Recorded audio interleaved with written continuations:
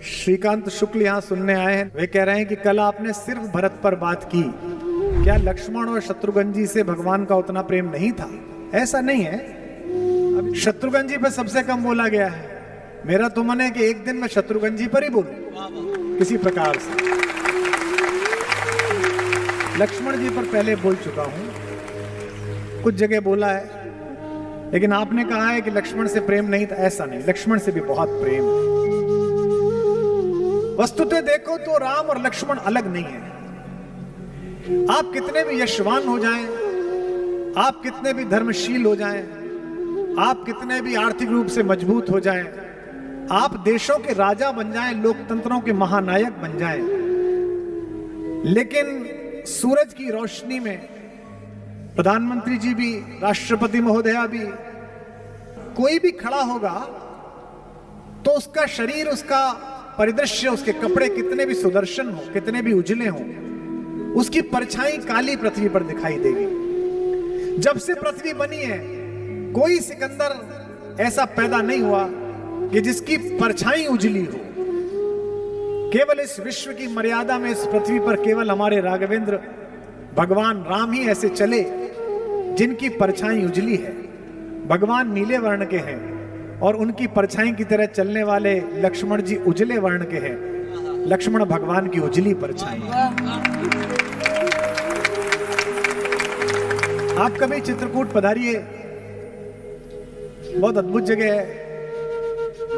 इतनी अद्भुत कि दो प्रदेशों का दावा है कि हमारा है, कि हमारा है। आधा चित्रकूट उत्तर प्रदेश में है, आधा चित्रकूट मध्य प्रदेश में। माता मंदाकिनी की धारा उनको अलग अलग करती है। कुछ नहीं है, नक्शे में सिर्फ इतना ही है, इधर है इधर है।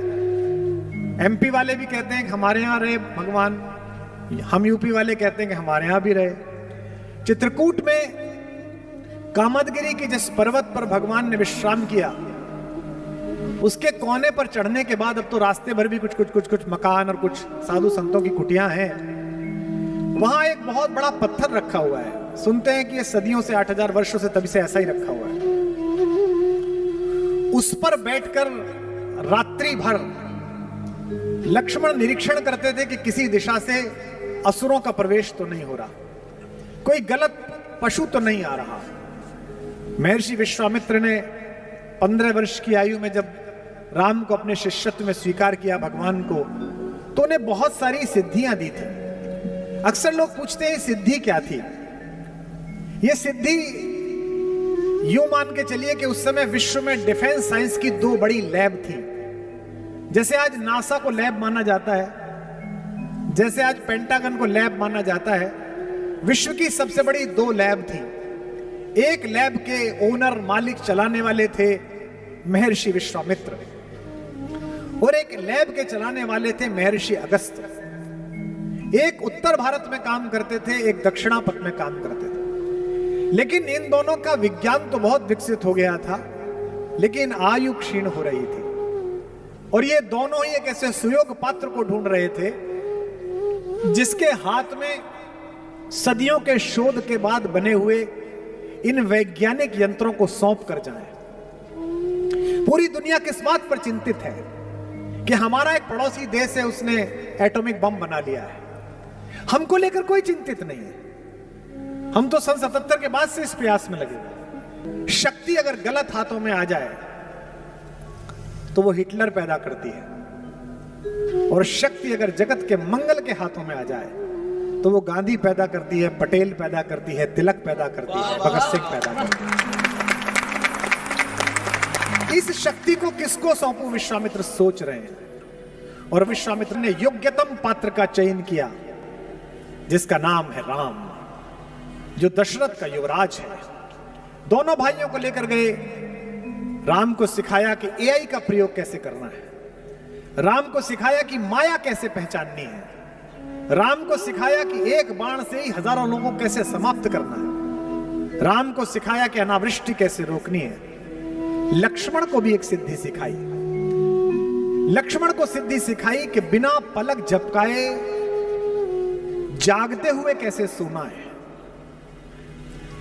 ये बात 30 साल पहले जब ऐसी ही किसी उद्बोधन पीठिका से मुझसे भी महनीय किसी ऋषि मुख ने कही होगी कि एक ऐसा आदमी जाग कर देख रहा है जो पीछे सो रहा है लेकिन आगे जाग रहा है। तो पश्चिम के विज्ञानवादी लोगों ने कहा ये तो संभव ही नहीं है, या तो आदमी सोएगा या आदमी जागेगा। आजकल नया घर बनवाइए तो जो एआई और ऑटोमेशन का काम करने वाले आते हैं आर्किटेक्ट के साथ, करोड़ों रुपए लेते हैं आजकल। पर्दा खुल जाएगा, पर्दा बंद हो जाएगा, वो पीछे हल्का वाला पर्दा खुलेगा फिर बंद वाला खुलेगा। तो वो एआई वाले कहते हैं कि हम जो कैमरा गैलरी में लगा रहे हैं ये आपकी रिकॉर्डिंग की मेमोरी खराब नहीं करेगा। अगर कोई आहट नहीं है, कोई चला नहीं है तो रिकॉर्ड नहीं होगा, लेकिन अगर बंदर कूद जाए, आदमी कूद जाए तो तुरंत रिकॉर्ड हो जाएगा। ये एआई है, artificial intelligence of N equipment. ये एआई सिखाई गई लक्ष्मण को कि लक्ष्मण आंख खोले बैठे हैं, अगर कोई नहीं आ रहा तो सो रहे हैं, लेकिन जैसे ही उस लेजर किरणों के किसी क्षण में किसी निश्चर ने प्रवेश किया तुरंत ही लक्ष्मण जाग जाते हैं और उनका हाथ धनुष पर कस जाता है। ये एआई का प्रयोग। मैंने कहा कि खड़ी बोली में राम की कहानी सबसे पहले अग्रवाल समाज के ही एक कवि के यश में आई।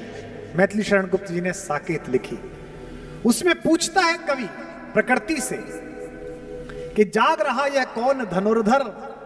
देखिए लक्ष्मण की प्रतिमा पीछे, जबकि भुवन भर सोता है, पूरी दुनिया सो रही है, ये कौन आदमी है जो जाग रहा है। और कैसा लग रहा है? ऐसा लग रहा है जैसे कामदेव ने वनवास ले लिया हो। भोगी कुसुमा युद्ध योगी सा, कुसुम के आयुध जिसके हैं ऐसे योगी जैसा पैदा हो रहा है। भोगी कुसुमा युद्ध योगी सा बना दृष्टिगत होता है, किस व्रत में है वीर व्रती है, निद्रा का यो त्याग किए, राज भोग के योग्य विपिन में बैठा आज विराग लिए। कभी पूछता है कि ये तो महल में रहने लायक है, ये कामदेव जैसा सुंदर व्यक्ति वलकल पहने हुए और अपना तीर चलाए हुए, ये कौन जाग रहा है? विशिष्ट सुरक्षा प्राप्त लोगों के अंगरक्षकों को आपने देखा होगा, वो दिन के समय काला चश्मा लगाए केवल यूं देखते रहते हैं कि किसी आदमी की किसी चहल पहल में कोई बुरा विकार तो नहीं है। लक्ष्मण इसी भावना के साथ रात्रि में देख रहे हैं। क्यों देख रहे हैं? कवि पूछता है क्यों देख रहे हैं, तो कवि को उत्तर मिलता है। कहते हैं कि बना हुआ है प्रहरी जिसका इस कुटीर में क्या धन है। इस कुटिया में ऐसा कौन सा रिजर्व बैंक ऑफ इंडिया है जिसके लिए यह आदमी बैठा है रात भर, जिसकी रक्षा में रत इसका तन है, मन है, जीवन है। उत्तर देखिए और बलिहारी हो जाइए। मर्त्य लोक मालिन्य मेटने स्वामी संग जो आई है, तीन लोक की लक्ष्मी ने यह कुटी आज अपनाई है। कवि कहता है कि एक रिजर्व बैंक नहीं, पूरी पृथ्वी के किसी भी प्रकार के धन की जो मालकिन है वो इस कुटी में बैठी हुई है। वीर वंश की लाज यही है, फिर क्यों वीर न हो प्रहरी। विजन देश है, जंगल है, निशा शेष है, निशाचरी माया ठहरी। तो लक्ष्मण तो मेरे भाई, क्या आपका नाम है श्रीकांत? लक्ष्मण तो राम की उजली परछाई है। पैदा होते से ही लक्ष्मण को पता चल गया कि मैं किस लिए पैदा हुआ। हमारे जीवन के चार हेतु हैं, धर्म, अर्थ, काम और मोक्ष। धर्म तो वो है जो हमें करना है। धर्मो धार्यति प्रजा, प्रजा जो धारण करती है वो धर्म है। रात्रि होने पे हम सोएंगे, ये शरीर का धर्म है। दिन भर का जो भोजन किया है उसका पाचक तत्व अलग निकाल दिया जाएगा और उसका अपाच्य सुबह ही सुबह हम त्याग देंगे, यह शरीर का धर्म है। लेकिन आत्मा का धर्म क्या है, उसका अर्थ क्या है, ये पहले दिन से लक्ष्मण को पता चला।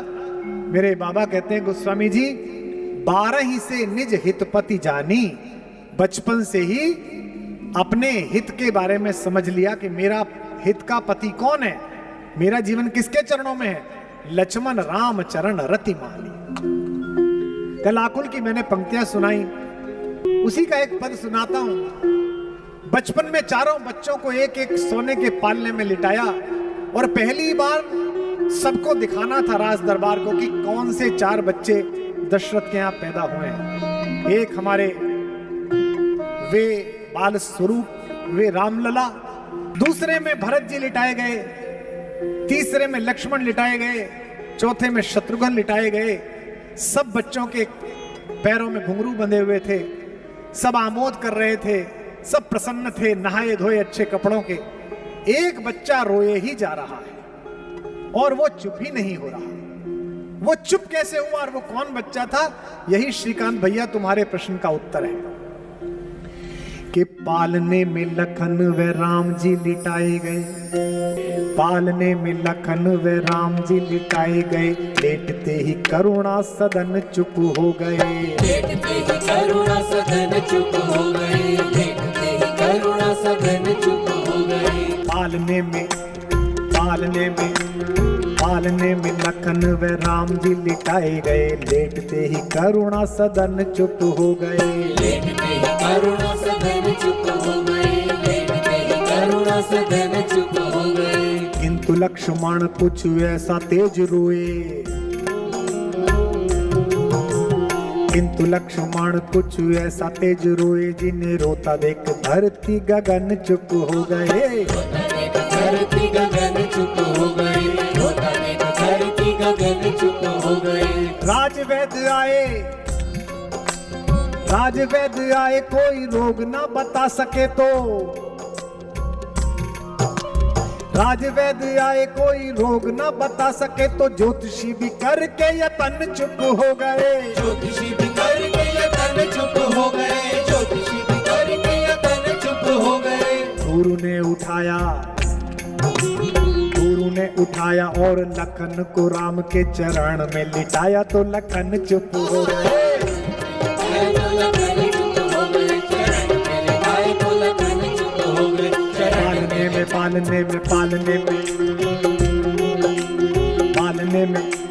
पालने में लखन व राम जी लिटाए गए, लेटते ही करुणा सदन चुप हो गए, लेटते ही करुणा सदन चुप हो गए, लेटते ही करुणा सदन चुप हो गए। किंतु लक्ष्मण कुछ ऐसा तेज रोए, जिन्हें रोता देख धरती गगन चुप हो गए, रोता देख धरती गगन चुप हो गए, रोता देख धरती गगन चुप हो गए। राजवैद्य आए कोई रोग ना बता सके तो, ज्योतिषी भी करके यतन चुप हो गए, ज्योतिषी भी करके यतन चुप हो गए, ज्योतिषी भी करके यतन चुप हो गए। गुरु ने उठाया और लखन को राम के चरण में लिटाया तो लखन चुप हो गए, चरण में लिटाया तो लखन चुप हो गए, चरण में लिटाया तो लखन चुप हो गए। बचपन में जिस बच्चे को यह पता चल गया कि किन चरणों के प्रभाव से मेरे पीड़ा का उपचार होगा, वे लक्ष्मण है। इसलिए आपका प्रश्न कि भरत से कम प्रेम है कि ज्यादा प्रेम है, नहीं, सबसे बराबर है। और लक्ष्मण की मां मेरी मां सुमित्रा भी मेरी मां कौशल्या से कम नहीं है।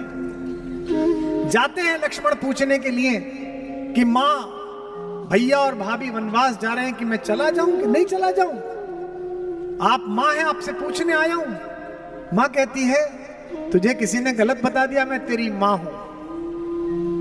कहती है तेरी मां तो सीता है बेटा, तात राम सब भांति सने। और कहती है कि यहां रहने से अयोध्या में रहूं या जंगल में जाऊं? तो सुमित्रा ने क्या कहा? अवध तहां जह राम निवासु, तहां दिवस जहां भानु प्रकाशु। बेटा जैसे जहां सूरज निकलता है दिन वहीं हो जाता है, राम जहां रहेंगे वहीं अयोध्या हो जाएगी, तो इसलिए अयोध्या में। और मन ना बदल जाए, बेटे के मन में शंका ना आ जाए, इसलिए कहती हैं जो पे राम सिया वन जाही, अवध तुम्हार काम का चुनाही। तेरा कोई काम नहीं है। कैसा परिवार है, कैसी पत्नी है उर्मिला। सीता तो फिर भी भगवान के सामीप्य में है, चाहे वनवासी जीवन है लेकिन पति तो है, सुख दुख में साथ वाला। उर्मिला से तो पूछा भी नहीं गया। उर्मिला जब भरत आए जंगल में मनाने के लिए राम को, तो पूरे अयोध्या को लेकर आए। एक कथा आती है कि उर्मिला उस दिन आई। सीता उनकी बहन भी है, देवरानी होने के अतिरिक्त उनकी बहन भी है। वो सीता की कुटिया में बैठ गए। अब सब लोग बैठे हुए हैं, पुरुष तो अंदर जा नहीं रहे, तो लक्ष्मण से बात तो कर नहीं सकती। तो सीता बड़ी बहन होने के अतिरिक्त हम सबकी माँ भी है, और जिनकी बड़ी बहनें उन्हें पता हो कि बड़ी बहनें अक्सर माँ हो जाती हैं, छोटी बहनें इस तरह बात करती हैं उनसे। माँ से भी जो बात नहीं करती छोटी बहन, वो बड़ी बहन से बात कर लेती है। सीता मनोभाव समझ गई कि मैं तो अपने पति के साथ रहती हूं, उसने तो देखा ही नहीं है। तो उन्होंने लक्ष्मण से कहा कि लल्ला, मेरी झोपड़ी में, कुटिया में फूलों की डलिया रखी है, उसे उठा लाओ, तुम्हारे भैया की शाम की संध्या के लिए माला बना दूंगी। लक्ष्मण ने कहा जो आज्ञा भाभी, और तेज गति से लक्ष्मण गए। लक्ष्मण को क्या पता, जैसे ही कुटिया का द्वार खोला तो सामने उर्मिला, वो खड़ी हो गई। अब सोचो, पूछ के नहीं आए हैं, लेकिन जैसे ही देखा, अब लक्ष्मण असमंजस में कि लौटूं कि बात करूं। तो मैथिली शरण गुप्त कहते हैं, खुद उर्मिला ने आगे बढ़कर मुस्कुराते हुए कहा, कभी मेरे बाग में घूमने वाले हो हिरन, आजकल तू जंगल में घूमता है, मैं तुझे बांधूंगी नहीं, इसलिए भय मत कर। मेरे उपवन के हरिण आज वनचारी, मैं बांध न लूंगी तुझे, तजो भय भारी। लक्ष्मण भी कहते हैं कि मैं तुम्हें इसलिए नहीं छोड़ के आया कि मैं तुमसे प्रेम करता हूं, मैं तुम्हें इसलिए छोड़ के आया हूं कि सीता तो अधिकारिणी है राम का प्रेम पाने के लिए। राम अधिकारी हैं कि सीता जैसी दिव्य विभूति और भगवती का पाणी ग्रहण करें, पर मुझ में तो कोई योग्यता ही नहीं है कि मैं सीता की बहन का हाथ थामूं। वन में तनिक तपस्या करके बनने दो मुझको निज योग्य, भाभी की बहना तुम मेरे अर्थ नहीं केवल उपभोग्य। तुम केवल मेरी पत्नी नहीं हो, तुम जगत नंदिनी सीता की बहन हो। मुझे इस योग्य तो बनने दो कि कोई व्यक्ति ये ना कहेगी, अरे कहां तो सीता का पति मर्यादा पुरुषोत्तम राघवेंद्र, और कहां उर्मिला का पति, तो वे तो तपस्वी हैं ही, मुझे तपस्या करने दो। आप सबको पता है कि जब संजीवनी बूटी लेकर गए हनुमान, तो रास्ते में उत्तर प्रदेश क्रॉस किया। एयर सीमाओं का सर्वेक्षण था कि कोई क्रॉस ना कर ले। रडार ने बताया कि ऊपर एक अद्भुत तरीके का कोई यान जा रहा है। भरत ने कहा कि ऐसे बिना अलार्म के कोई अयोध्या की एयर सीमा कैसे क्रॉस करेगा, उतारो इसे नीचे। तो उनको तीरों से घेर के नीचे उतारा गया। टेक्निक देखिए आप, जब नीचे उतरे तो देखा कि वो तो राम राम बोल रहा है, हे राम है। भैया आप कौन है? मैं अंजनी पुत्र हनुमान हूं, भगवान का सेवक हूं। कहां जा रहे हो भैया? उनके छोटे भाई को मूर्छा आ गई है। भरत बड़े दुखी है। भरत ने कहा कि ये उन्हीं का घर है, मैं उनका छोटा भाई हूं, और ये चरण पादुकाएं रख के चला रहे हैं। उनकी सेवा सत्कार उन्हें जाना था, माएं बुलाई गई। क्या कहा कौशल्या ने? कौशल्या ने हनुमान के कान में चुपचाप कहा, भैया मेरे बेटे से कह देना 14 वर्ष प्रतीक्षा बहुत करी है, लेकिन लक्ष्मण के बिना अयोध्या ना आए।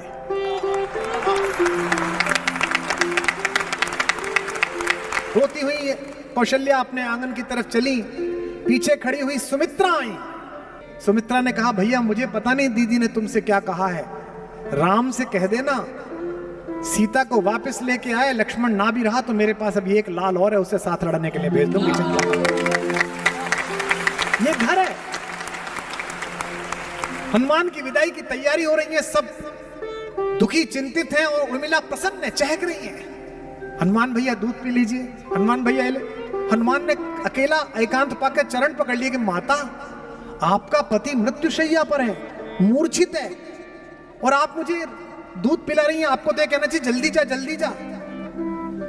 तो उर्मिला हंसने लगी कि भैया तुमसे किसने कहा कि मेरा पति मृत्युशैया पर है? हनुमान ने कहा मैं देख के आया हूं। उर्मिला ने कहा कि आप गलत फहमी में, यदि विश्वास ना हो तो 5-7 दिन रुक जाओ, मेरे पति को कुछ नहीं होगा। क्योंकि जम्हाई में भी रात को सोते समय जिस राम का नाम लेने से सुबह आदमी जिंदा उठता है, उसकी गोदी में यमराज छोड़ो महाकाल लेके नहीं जा सकता मेरे पति को।